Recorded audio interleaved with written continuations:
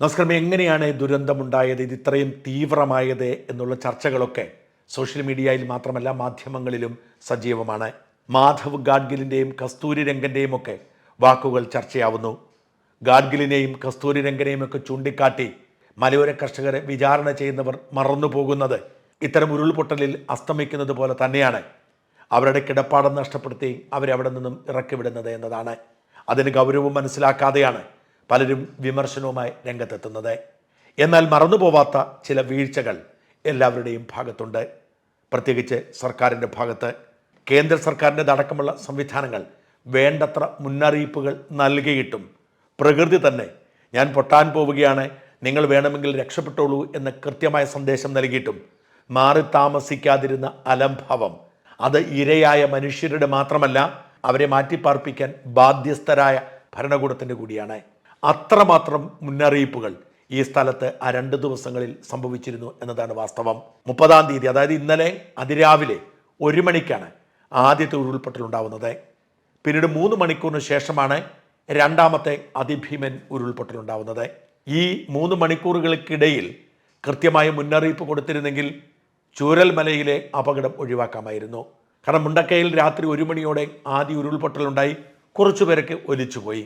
അതിനുശേഷം 3 മണിക്കൂറിന് ശേഷം 4 മണിക്കാണ് രണ്ടാമത്തെ ഉരുൾപൊട്ടൽ ഉണ്ടാവുന്നതും അതാണ് ജലബോംബായി മാറുന്നതും അതാണ് മുണ്ടക്കയിൽ എന്ന് പറയുന്ന പ്രദേശത്തെ മുഴുവൻ ഇല്ലാതാക്കിക്കൊണ്ട് ചൂരൽമലയിലേക്ക് വന്ന് അവിടത്തെയും ഇല്ലാതാക്കുന്നത്. ഈ 3 മണിക്കൂറിനിടയിൽ കൃത്യമായ ഫലപ്രദമായ മുന്നറിയിപ്പ് കൊടുക്കാനോ ഈ ചൂരൽമലയിലെ ആളുകളെ മാറ്റിപ്പാർപ്പിക്കാനോ ആർക്കും കഴിഞ്ഞില്ല. 1 മണിക്ക് മുണ്ടക്കയിൽ ഉരുൾപൊട്ടി, ദുരന്തം പ്രകൃതി തന്നെ വിളിച്ചു പറഞ്ഞപ്പോൾ സുഖമായി ഉറങ്ങുകയായിരുന്നു ചൂരൽമലയിലെ ജനങ്ങൾ. അവരോട് നിങ്ങൾ ഉറക്കമൊഴിഞ്ഞ് ഓടി രക്ഷപ്പെടൂ എന്ന് പറയാനുള്ള സംവിധാനമില്ലാതെ പോയി. അതാരുടെ വീഴ്ചയാണ്? ഭരണകൂടത്തിൻ്റെ വീഴ്ച തന്നെ. ഏതു പാതിരാത്രിയിലും മുന്നറിയിപ്പ് നൽകി ജനത്തെ ഒഴിപ്പിക്കേണ്ട ഉത്തരവാദിത്വം സംവിധാനങ്ങൾക്കുണ്ടാവണം. എന്നാൽ അതിനു മുമ്പ് ഏതാണ്ട് 2 ദിവസമായി ഈ മുന്നറിയിപ്പുകൾ അവിടെ ഉണ്ടായിരുന്നു എന്നതാണ് വാസ്തവം. തലേ ദിവസം, അതായത് 29-ാം തീയതി മനോരമ പത്രത്തിൻ്റെ ഇംഗ്ലീഷ് എഡിഷനിൽ വന്ന ഒരു വാർത്തയുടെ ഒരു ഭാഗം ഞാൻ വായിച്ചു കേൾപ്പിക്കാം. അത് മലയാളത്തിലും വന്നിട്ടുണ്ടാവാം. എൻ്റെ ശ്രദ്ധയിൽപ്പെട്ടത് മനോരമയുടെ ഇംഗ്ലീഷ് എഡിഷനിലേതാണ്. Data from the Hume centre's district weather monitoring system shows that Puthumala received over 200 millimeters of rainfall, while the Arunamala hills near Chembra Peak in Mepadi received more than 140 millimeters in the last 24 hours. Kapikalam near Padinyaratara recorded 172 millimeters of rain. Many rain gauge systems in Mepadi, Kalpetta and Vaitiri regions reported over 100 millimeters of rains. A minor landslide occurred at Punjirimattam, Mundakai near Mepadi in the early hours of the day, according to communique from the district administration. അതായത് ആ പ്രകൃതിക്ക് താങ്ങാൻ കഴിയുന്നതിനപ്പുറത്തേക്ക് മഴ ഇവിടെ പെയ്തുകൊണ്ടിരിക്കുന്നു എന്ന് കൃത്യമായ മുന്നറിയിപ്പ് ജില്ലാ ഭരണകൂടവും ദേശീയ ദുരന്ത നിവാരണ സംവിധാനവും അറിയിച്ചിരുന്നു. എന്ന് മാത്രമല്ല, മേപ്പടിക്ക് സമീപമുള്ള പുഞ്ചിരിമറ്റവും മുണ്ടക്കയിലും ചെറിയ ഉരുൾപൊട്ടൽ ഉണ്ടായി എന്നും റിപ്പോർട്ട് ചെയ്തിരുന്നു. ഇതായിരുന്നു പ്രഭവ കേന്ദ്രം. അവിടെയാണ് 24 മണിക്കൂറിന് ശേഷം ഈ ഉരുൾപൊട്ടൽ ഉണ്ടായത്.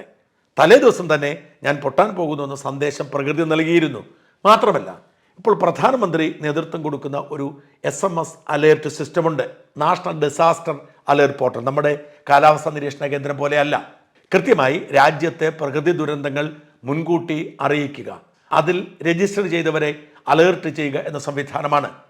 ആദ്യം അത് അറിയിക്കുന്നത് ജില്ലാ ഭരണകൂടത്തെയും സംസ്ഥാന സർക്കാരിനെയുമാണ്. കൂടാതെ ആർക്ക് വേണമെങ്കിലും SMS അലേർട്ട് കിട്ടും. ഈ അലേർട്ട് സിസ്റ്റത്തെക്കുറിച്ച് ഇങ്ങനെയാണ് ഔദ്യോഗികമായി സർക്കാർ വിശദീകരിച്ചിരിക്കുന്നത്. National disaster management authority NDMA under chairmanship of Honorable Prime Minister of India has envisioned a CAP-based integrated alert system on pan-India basis. The project involves near real-time dissemination of early warning through multiple means of technology using geo-intelligence. Geo-intelligence ഉപയോഗിച്ച് ആളുകൾക്ക് മുന്നറിയിപ്പ് കൊടുക്കുന്ന ഒരു സംവിധാനം പ്രവർത്തിക്കുന്നു. അവർ അയച്ച ഒരു സന്ദേശം ഇതാണ്. 2 മണിക്ക്, തലേ ദിവസം 2 മണിക്ക്, അതായത് 29 രാവിലെ 2 മണിക്ക് അടുത്ത 3 മണിക്കൂറിൽ തൃശ്ശൂർ, പാലക്കാട്, മലപ്പുറം, കോഴിക്കോട്, വയനാട്, കണ്ണൂർ ജില്ലകളിൽ ശക്തമായ മഴയ്ക്കും 50 km/h വരെ വേഗതയിൽ വീശിയേക്കാവുന്ന ശക്തമായ കാറ്റിനും സാധ്യതയുണ്ട്.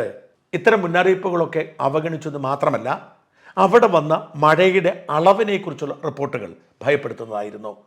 ഈ ഭാഗത്ത്, അതായത് ഉരുൾപൊട്ടൽ നടന്ന സ്ഥലത്തെ കഴിഞ്ഞ 2 ദിവസം അതിഭയാനകമായ മഴ, മേഘവിസ്ഫോടനം എന്നൊക്കെ പറയുന്ന തരത്തിലുള്ള അതിതീവ്ര മഴ രേഖപ്പെടുത്തി.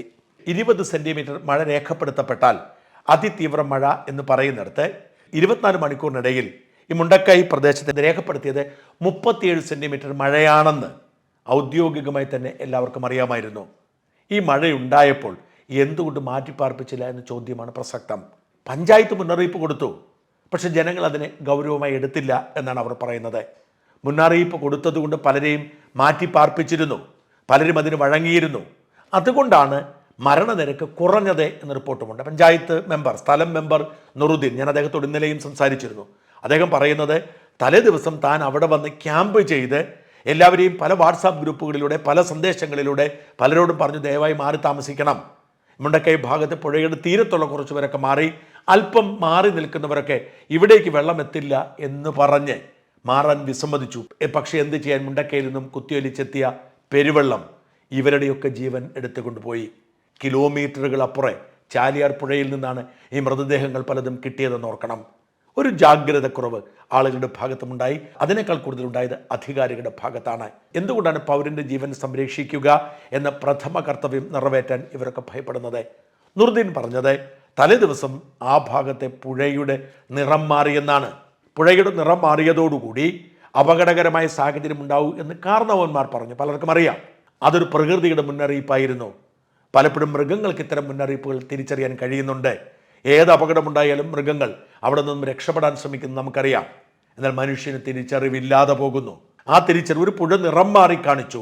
പുഴ പറയുന്നു, വേണമെങ്കിൽ നിങ്ങൾ രക്ഷപ്പെട്ടോളൂ, എനിക്ക് സഹിക്കാൻ കഴിയുന്നതിനപ്പുറത്തായിരിക്കുന്നു, ഞാൻ പൊട്ടിത്തെറിക്കാൻ പോവുകയാണ് എന്ന് പുഴ പറഞ്ഞിട്ടും ആ പ്രകൃതിയുടെ മുന്നറിയിപ്പ് ശ്രദ്ധിക്കാതെ മരണം കാത്തിരിക്കേണ്ടി വന്നതിന് ഉത്തരവാദിത്വം മനുഷ്യർക്കല്ല. അവർക്ക് വേറെ ഇടങ്ങളില്ല, അവരെങ്ങോട്ട് പോയി. എൻ്റെ വീടാണ് എൻ്റെ ഏറ്റവും സുരക്ഷിതമായ ഇടം, അവിടെയല്ലാതെ ഞാൻ എവിടെയാണ് താമസിക്കേണ്ടത്? പക്ഷേ എന്നെ മാറ്റിപ്പാർപ്പിക്കേണ്ട, എന്നെ നിർബന്ധമായും സംരക്ഷിക്കേണ്ട ബാധ്യതയുള്ള ഭരണകൂടങ്ങൾ ഉറങ്ങുകയായിരുന്നു. അവർക്ക് താല്പര്യം.